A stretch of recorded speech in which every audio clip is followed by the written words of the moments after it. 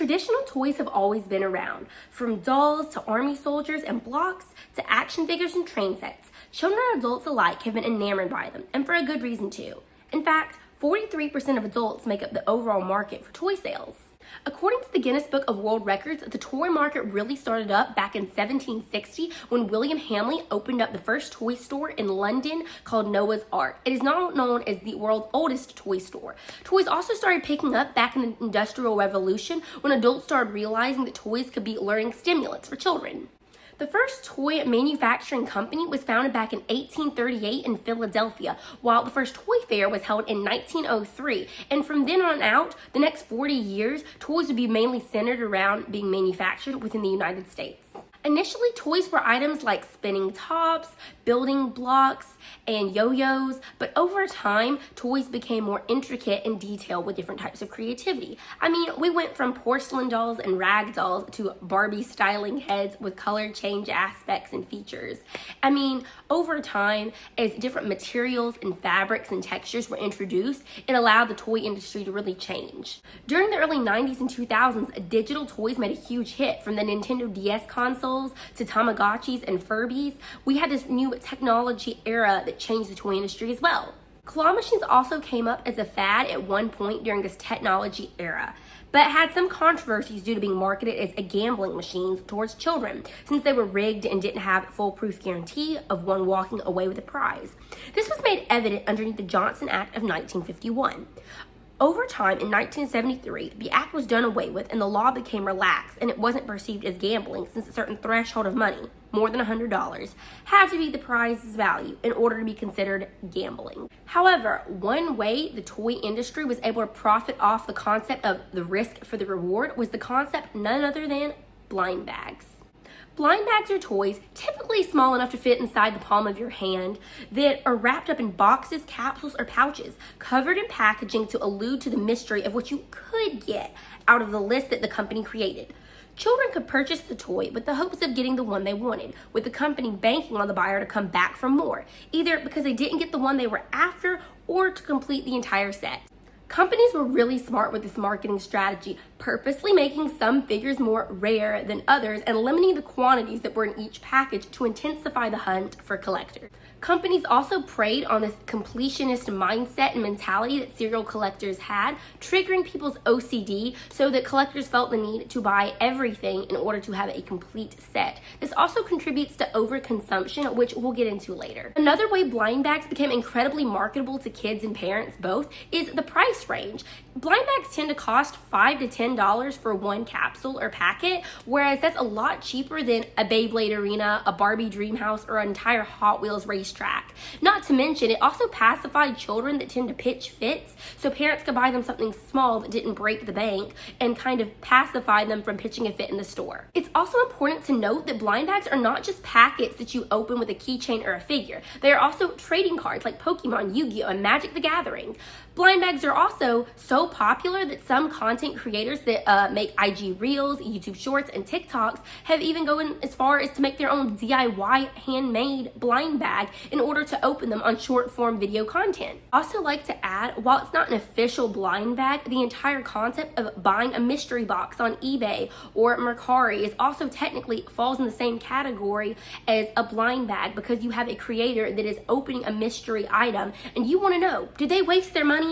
Did they get a bang for their buck? I want to know. And also, advent calendars are also fall into this category of a similar blind bag. It's all under this umbrella. While having always been around, blind bags have become really, really popular and taken off when content creators started opening these blind bags on camera for social media. I am actually incredibly jealous of blind bag creators. Like, think about it. You make a quick IG Reel, YouTube Short, TikTok of you just opening a blind bag on camera and it instantly goes viral. Let me explain why it goes viral. It doesn't even matter about what the item is. It could be about something you don't even care about, but you're gonna finish the video and it tends to go viral because people want to know, did you waste your money? Did you get the valuable one? Did you get a duplicate? We as humans want to know what happened. Did you get what you wanted? You know, a viral video really banks on the completion rate of a video. So because everyone's going to want to know what you got, they're going to finish the entire video. Not only that, but people that do blind bag content don't even have to make a script. They don't have to write a script, do research. You can't even get canceled for that because all you're doing is opening a toy on camera. That's crazy. Stop there. Larger blind bag content creators get PR sent to them from toy companies. So now these people don't even have to go out and buy the toys anymore themselves from Walmart or Target. They just get sent the toy for free, make the content about it, and now they have all this stuff that they can resell and get their money back twice as much because they can make money off the video you're watching, but they also can make additional profits off of selling their complete collections online. Despite the pros of being cheaper than a larger toy or playset, don't be deceived. Blind bags can rack up a ton of money because the companies, like I said previously, prey on this completionist mentality of someone. So now you're going to continue buying it until you have the complete set. And not only that, it does engage in overconsumption. For example, with companies like Pokemon's slogan, "You gotta catch them all," it does continue to encourage buying items until you have the set. So they're very strategic with what they do and how they market it to you. I'm not trying to be a hypocrite. I have no room to talk on this. I mean, as you can see, I collect various toys and trinkets since I've been like a really little kid. So I have no room to speak. It's like, I'm not trying to be a hypocrite here. I'm just trying to report on something I'm passionate about. But if you ever want a collection, let me know. We can do a collection of my bookshelf. I'm gonna play a little bit of devil's advocate here. While overconsumption is a pressing issue, a lot of collectors that are hardcore will either collect items after they've been discontinued or things that have already been discontinued, and it's less likely to end up in a landfill because collectors might cherish their collection a lot more, know the value of it, not put it to a Goodwill or to a random thrift store because of that. And I think that's something also kind of important to note. A lot of the stuff I personally collect have been discontinued. So whenever I buy things, I don't actually buy it from a retailer that's still supplying the item. I'm buying it off eBay or Mercari or someone else that is already like doesn't want it anymore. Another downside to the blind bag concept is what was previously mentioned. Because they'll throw in a random rare or limited edition, it'll cause more consumers to continue to buy and buy and buy until they have that rare or limited edition figure. Now, yes, this is a very good marketing strategy because it's causing people to come back and have returning customers so that the company can make more money inevitably. However, it can be a negative, like I said, due to the overconsumption nature that it causes collectors to have.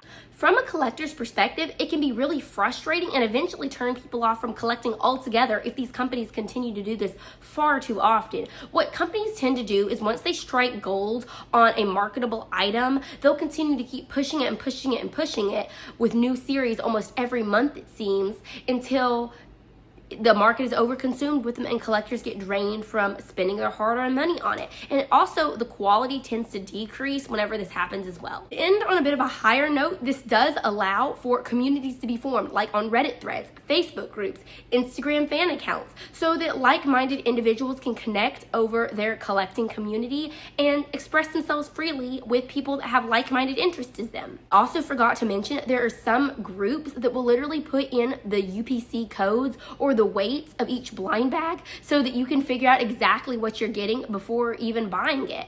And that's how like deep the blind bag industry has gotten. All that being said, blind bags are incredibly marketable towards the masses, whether it's coming in a trading card or a keychain, it doesn't matter. From the 90s Pokemon cards to Mr. Beast's 2024 lab swarms, blind bags make up a very good percentage of the toy market, and there's no denying that. Companies prey on desirability and the completionist mentality of human instinct. There's no denying that the concept is pure gold and will continue to dominate the toy industry as the years continue to go on. And with that, I want to ask you, if you could create a blind bag, what would it be and why? Leave your answers in the comment section below, and please subscribe and let me know what you'd like to see next. I really appreciate you for watching. Thank you.